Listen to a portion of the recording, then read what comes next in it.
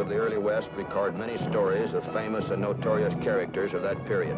The Younger brothers, hardened to the sight of bloodshed in the guerrilla border battles of the Civil War.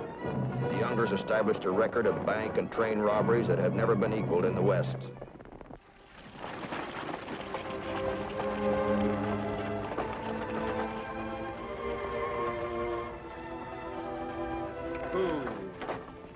Well, here you are, miss.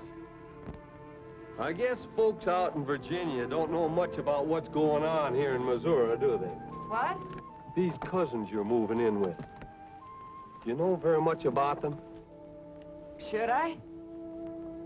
Why, what's wrong with them anyway? Come on, let's get out of here.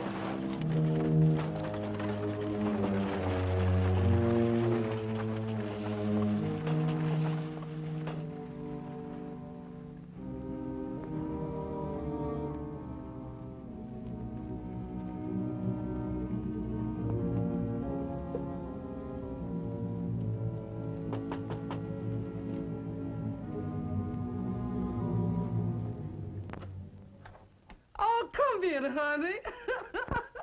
Welcome to Younger's Farm. Mr. Cole got your letter about a month ago, and we've been expecting you ever since. Oh, come over here and let me take a good look at you. A genuine magnolia blossom from old Virginia, I do declare. Oh, but look at me standing here gabbing. Give me those. You must be fainting famished from traveling all that ways. You're very kind to give me such a nice welcome. You must be Aunt Nellie. That's right, honey. I've been with this here family since way before the war. And after Mammy and Pappy Younger died, I raised all them boys just like they was my own. Where are they now? Oh, there ain't nobody home except John. The rest of them are off down in Indian Nation at Tom Starr's place. And you know, honey, they've been gone an awful long time. I'm awful worried about them boys. All right, Nellie. That'll do.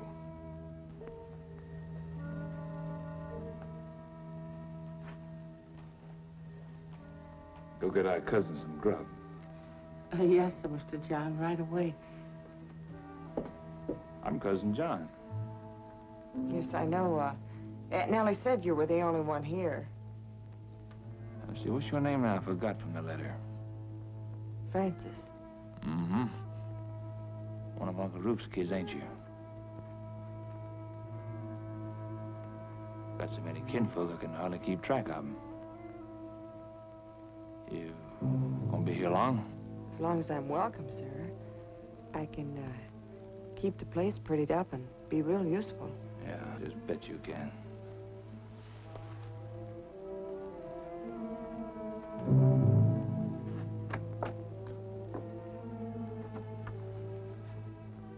Yeah, I'll pretty it up.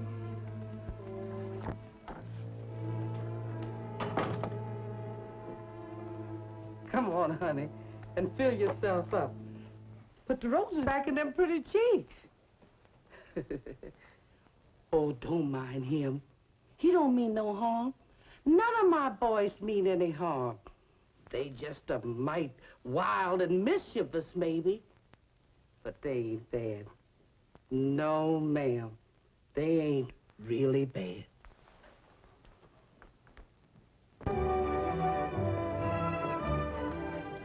Whether anybody called the Younger boys good, bad, or indifferent meant nothing to me.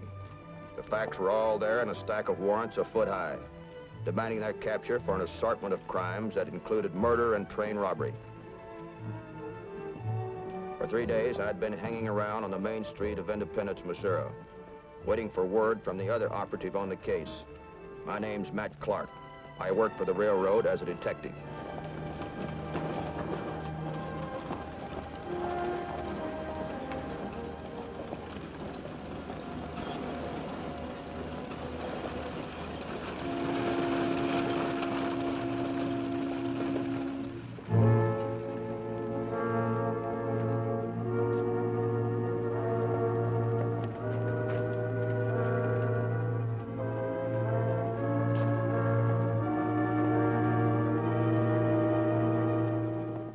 The message on the piece of paper was all I needed to know.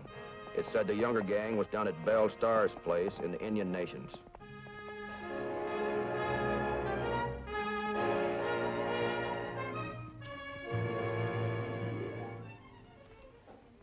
Lieutenant, I hope you can understand why I'm asking you to do this. The cavalry is the only recognized law in the territory. How many of the youngsters do you think are hidden out there? My information says Cole and Jim. What do you think they're down here for? Hiding. They robbed a bank over the Missouri line, then disappeared. How many men do you want? Well, they're a tough outfit. All you can spare. All right. Come with me.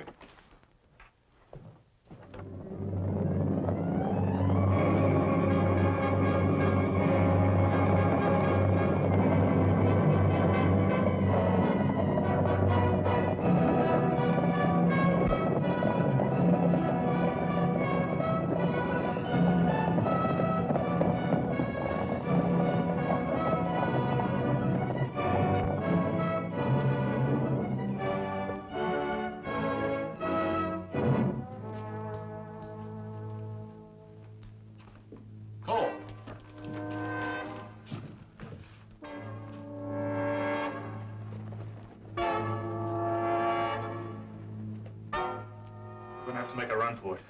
Go warn the rest of the men. Saddle my horse and wait in back of the corral. I'll keep him busy and give you a little time.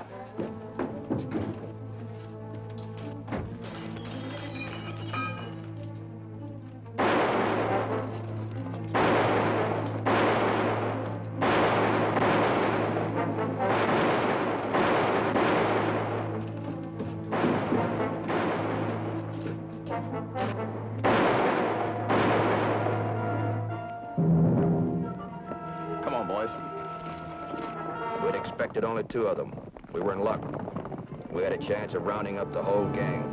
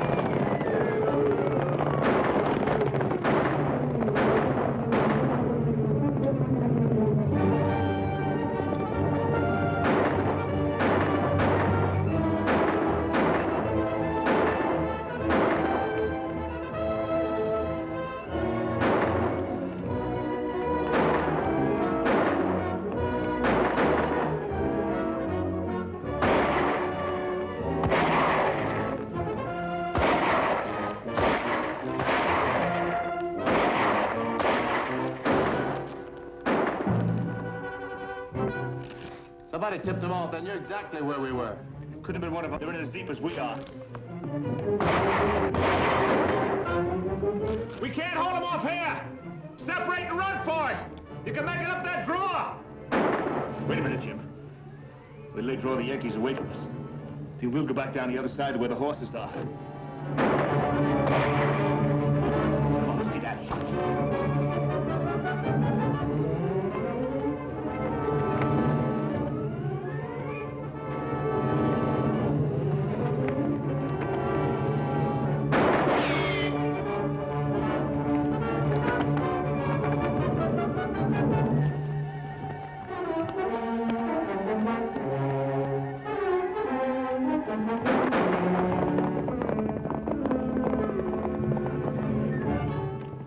Most of the younger gang were wiped out, but the 2 leaders, Cole and Jim, somehow made their getaway during the fight. It was impossible to trail them in this wild country. It was up to Frankie to give me my next lead.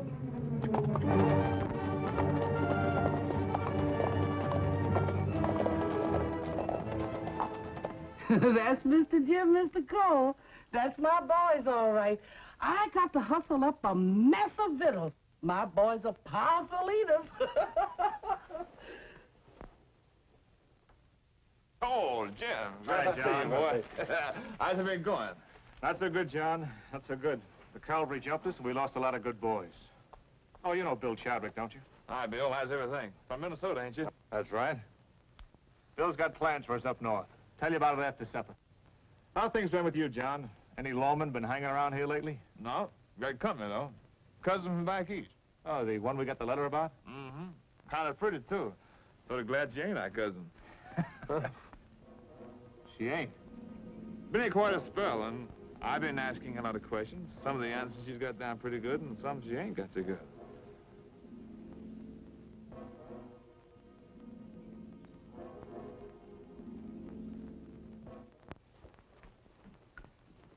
My, you boys sure eat a mess of victuals. It was really good, Millie. Well, the dessert's coming in. Come on, honey child, and help me get the table cleared. Thank you.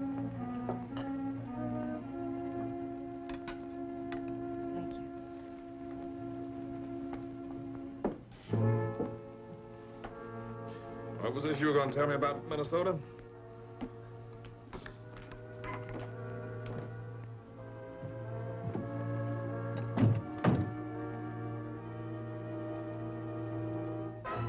Bill here says that's rich farming country.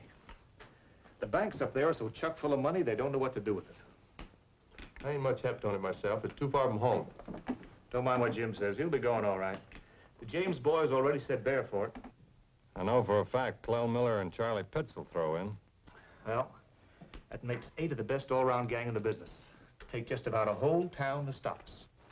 The reason I'm not so whole hog on the idea is that, well, we don't have friends that far north. We don't know the back roads or the stream crossing. No one to bring our mail to us or to shoe our horses in a hurry. You just don't want to go on this thing without some thought first. As long as you're so interested in man talk, cousin, come on in and make yourself comfortable. Here, what's going on in here? About time you knew the truth, Aunt Nellie. We've been harboring a Yankee spy. Her? That's right. She's no more our cousin than she is yours. Oh, sweet little child. Go on back in the kitchen and get your dishes done. Go on, go on. Oh, yes, sir. What do we do with her, Cole? Well, if we leave her go back where she came from, they'll all be on us as sure as you're born. If she don't get back, they'll all be snooping around to find out what happened to her. Any way you look at it, there's bound to be detectives swarming all over the place. We better be hightailing from Minnesota right now. Pack your gear and let's get to riding. You still ain't said what we're going to do about our country cousin, Cole. You know, I just had me a premonition, John. I can see you two out horseback riding. And I can see her having a real bad spill. Yeah, a real bad spill.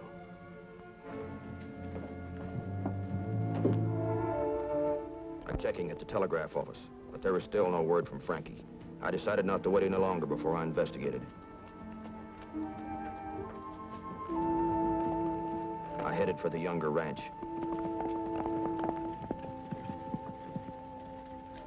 Hey, John. Meet us over at Charlie Pitts. All right, Cole.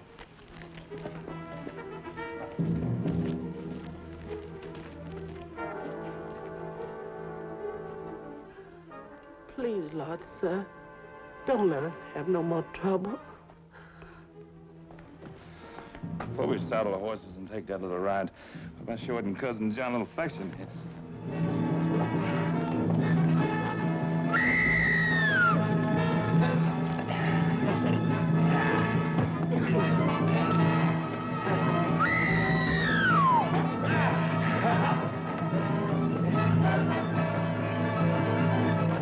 Hey, you! Keep your hands off of that girl. All right. Drop your gun. Go on, drop it.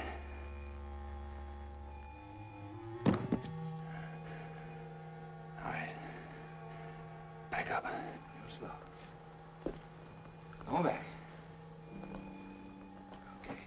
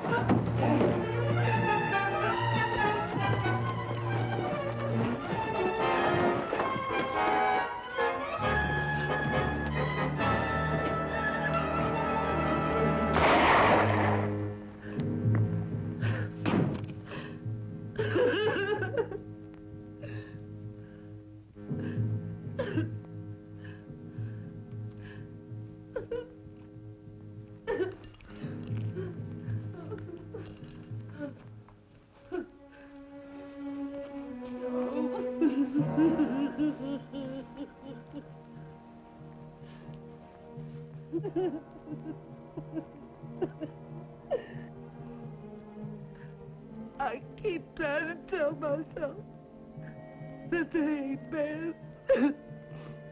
But it ain't no use. It just ain't no use. Maybe it was the war that turned them bad. And maybe it was in the blood. I don't know. But there's one thing I know. I raised them like they was my own. And I just can't help from loving them.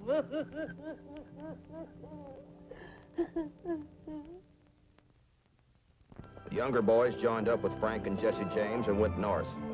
Frankie and I headed for Minnesota by the shortest route. We rode into Mankato, Minnesota on September the 4th, and after some inquiring, learned that several men, well mounted and armed, had been hanging about the bank the day before, but left when word spread that somebody had recognized one of the younger boys. We alerted every sheriff within a 500-mile radius.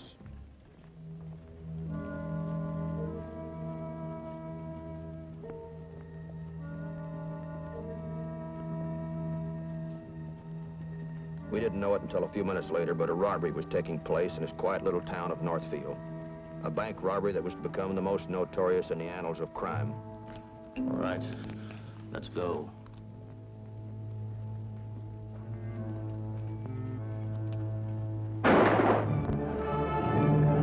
Robbery! It's a holdup! Come on, hurry up in there! Bill, Frank, we need a little more time!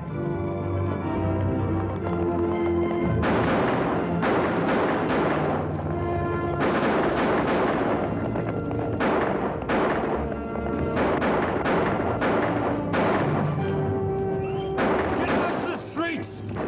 Stay inside, you won't get hurt!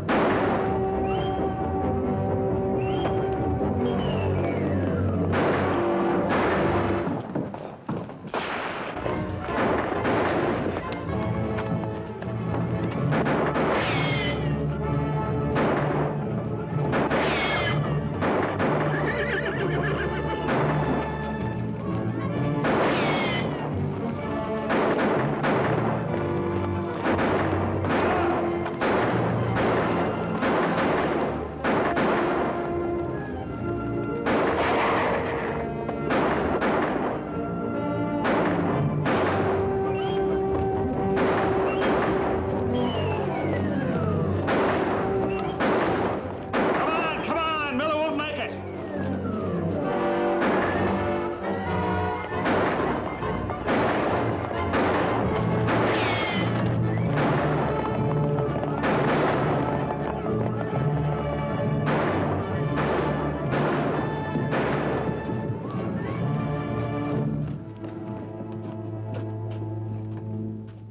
Inside the bank, the bookkeeper Haywood lay dead. Mr. Bunker, the teller, was wounded in the shoulder. They were brave men. They had refused to open the vault, and the gang had gotten only what was in the till, $50. When I heard that the net was closing around the Youngers over near Madelia, I rode hard for that area.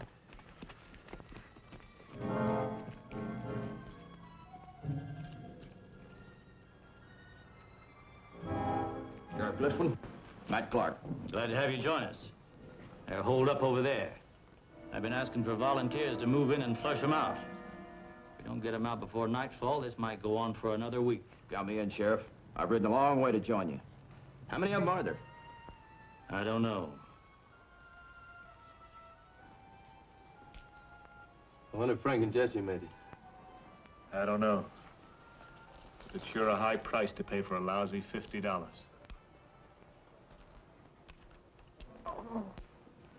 Sure wish I'd get this kid here back to Aunt Nellie. Maybe we ought to give up. Be lynched? We'll go out the way we came in with our boots on. Spread out in the rocks, men. Move in when I give the signal.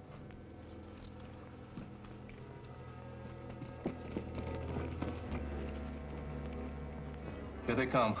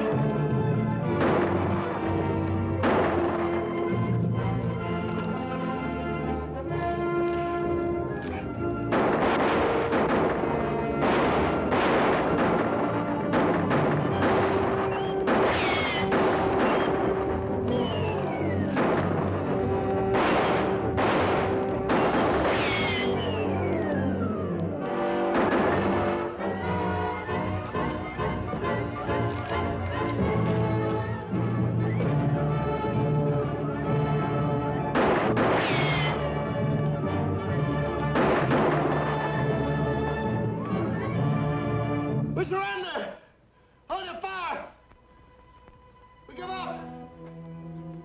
Stand up. Put your hands in the air. Can't nobody else stand up.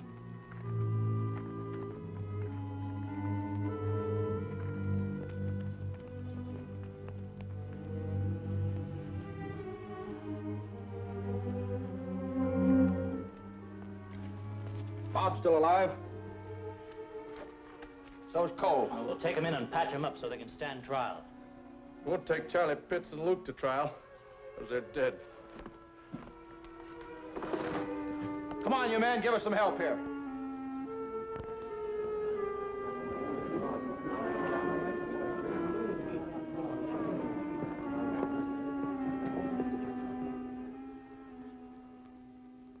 Bob was wounded in the chest. Jim had 5 bullets in him and Cole 11. The younger boys were not expected to live, but they proved to be men of iron. They looked so well-bred and gentlemanly. Reporters wondered why they ever traveled the outlaw trail.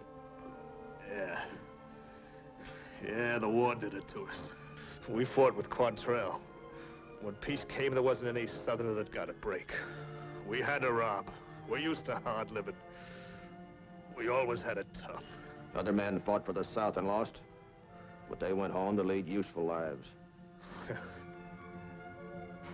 Come on, Frankie.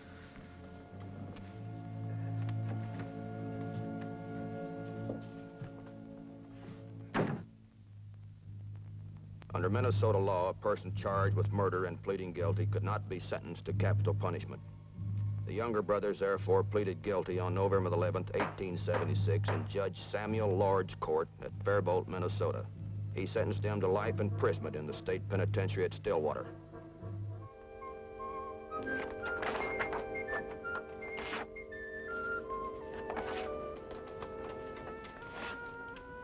Oh, Mr. Clark. Yeah, Sheriff? Just wanted to find out where to send the reward money. You come in for a share, too. You have a local baseball club? Sure do. Well, then give our share to them. That's the best way I know to keep the kids from becoming outlaws like the youngers. Well, now, thanks. We better hurry if we're going to catch that train. Oh, I almost forgot.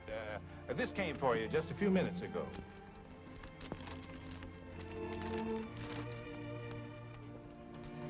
Where did you say you were going on your vacation?